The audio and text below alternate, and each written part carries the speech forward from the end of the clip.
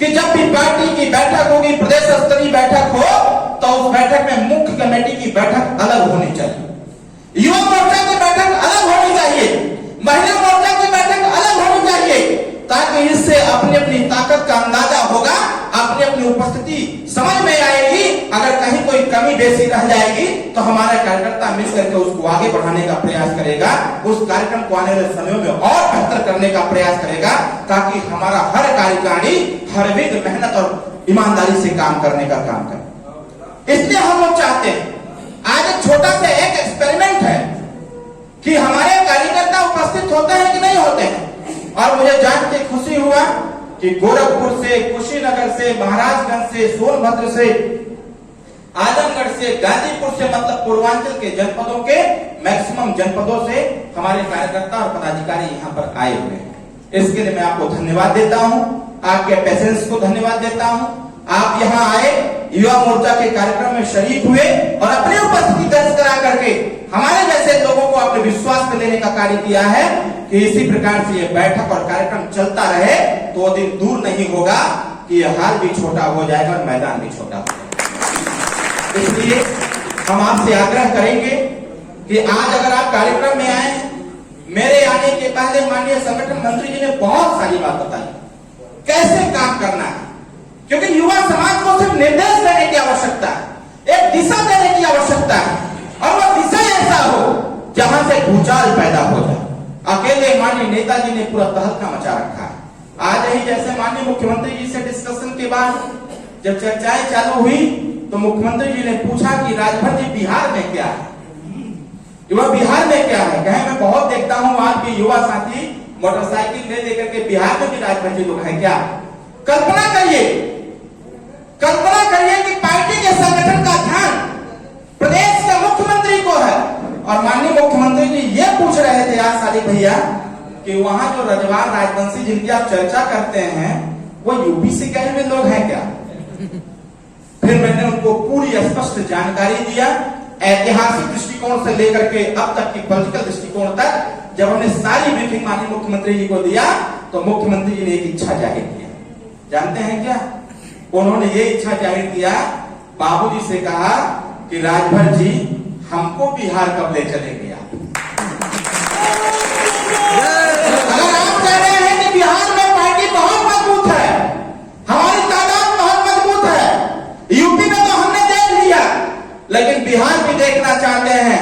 हमने कहा sir date दे दीजिए, 10 दिन के आगे का 1 लाख से ज्यादा भीड़ आपके स्वागत में और वो भी किया जाएगा।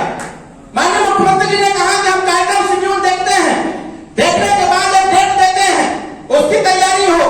अभी आजमगढ़ में हमारे फागू भाई साहब हमारे स्वागत में थे, गाड़ी में बैठे तो हमने वही बात कहा कि बिहार में एक कार्यक्रम बड़ा होना है और वो कार्यक्रम इतना बड़ा होना है कि बिहार में कार्यक्रम हो, पूरे देश में मैसेज हो जाए कि सुहेल देव भारतीय समाज पार्टी 4 जिले की पार्टी नहीं बल्कि 10 प्रदेशों की सुहेल देव भारतीय समाज पार्टी है।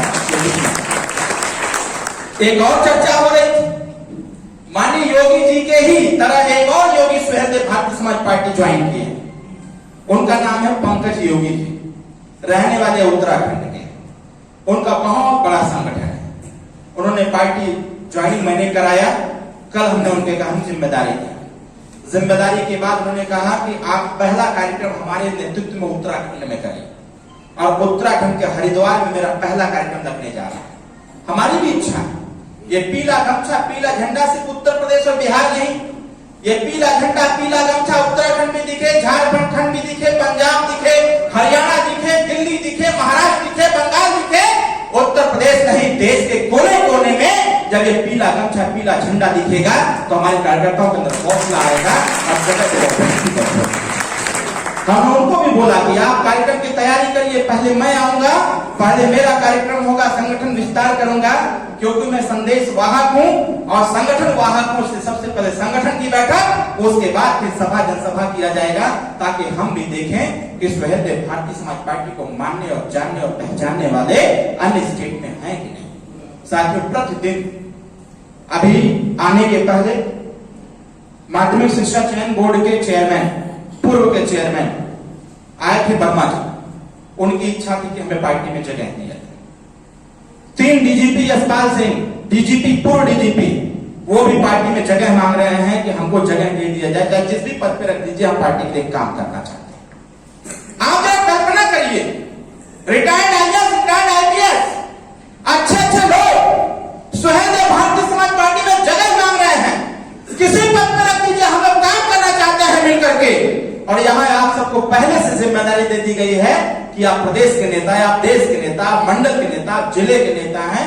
तो आप कल्पना करिए कि ये तादाद बड़ी लंबी है और हम लोग इतनी ताकत झोंक दें कि आने वाले 2025 में इसी में से बैठे हुए बहुत सारे लोग जिला पंचायत सदस्य की कुर्सी पर बैठ करके पार्टी का काम। मेरी भी इच्छा है इस बात की, आप जिला पंचायत ब्लॉक प्रमुख के कुर्सी पर तभी पहुंचेंगे जब हमारे निचले स्तर पर संगठन मजबूत होगा। जब संगठन मजबूत होगा तो टिकट भी आपकी जिम्मेदारी होगी। और हमारे इसी कार्यक्रम में बैठे हुए कई ऐसे साथी हैं जिनके घर तक जिला पंचायत का टिकट भिजवाया गया था। आगे 2025 में 2024 लोकसभा का चुनाव है, पार्टी चुनाव लड़ेगी अपने सिंबल पर, यह स्पष्ट मैं कहना चाहता हूं। सुहेलदेव भारतीय समाज पार्टी 3 सीटों पर अपने सिंबल पर चुनाव लड़ेगी। वो 3 सीटें कब घोषणा होंगी उसका भी उचित समय है। और एक मन में संदेह और हो गया आप लोगों के, हमको लगता है हर कोई सुनना चाहता है कि हमारे नेताजी मंत्री कब बने, क्योंकि ये प्रश्न पहले पत्रकार साथी करते हैं। जैसे ही माइक भिड़ाते हैं, अभी मैं था आपके आजमगढ़ में, पत्रकार साथी वहीं घेर दिए, क्योंकि जैसे ही फोटो वायरल हुआ तो लोग जान गए कि कुछ न कुछ खबर पक्की जरूर है। तो हम लोग भी दूसरे टाइप के हैं, बताते हैं नहीं, घुमा करके खत्म कर देते हैं, तो हमने बताया भी नहीं। लेकिन आपको एक बात जरूर कह देना चाहता हूं, जिस दिन माननीय मुख्यमंत्री जी दिल्ली गए, जिस दिन माननीय मुख्यमंत्री जी दिल्ली गए, तो वहां से ही घोषणा करवा करके आ जाएंगे कि हमारा नेता, हम सब के नेता, भारतीय जनता पार्टी एनडीए के हिस्सा माननीय ओम प्रकाश राजभर जी कैबिनेट मंत्री का पद का शपथ किस तारीख को लेने वाले हैं, दिल्ली से ही तय होकर के सभी लोग जानते हैं। आपके संगठन की जो ताकत है, ये ताकत सिर्फ मंत्री के लिए नहीं है, ये ताकत सिर्फ विधायक के लिए नहीं है, ये ताकत सिर्फ सांसद की कुर्सी तक के लिए नहीं है। ये जो सुहेलदेव भारतीय समाज पार्टी की ताकत है, ये ताकत उस गरीब व्यक्ति के लिए है, उस कमजोर व्यक्ति के लिए है जो आशा छोड़ चुका है कि सरकार के माध्यम से हमको कुछ प्राप्त होगा। अगर उसके मन में आशा का प्रकाश जगाने का काम करना है तो सुहेलदेव भारतीय समाज पार्टी कर सकती है साथियों। इसको माननीय मुख्यमंत्री जी भी कहते हैं।